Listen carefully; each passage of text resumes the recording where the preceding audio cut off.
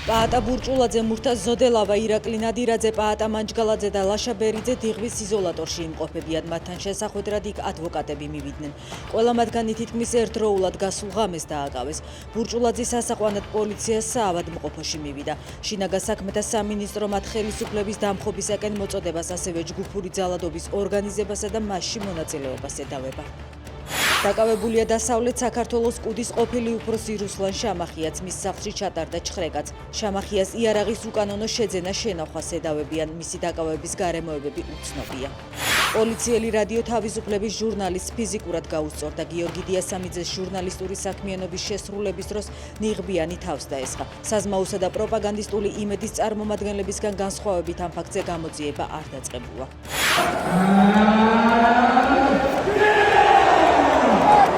დვალიშვილმა UFC-ს სუპერმსუბუქი წონის საჩემპიონო ქამარი შეინარჩუნა. ლას-ვეგასში გამართულ ღონისძიებაზე ქართველმა მებრძოლმა ამერიკელი კორი სენდჰეგენი დაამარცხა. დვალიშვილმა ჩემპიონის ქამარი წელს მესამედ დაიცვა.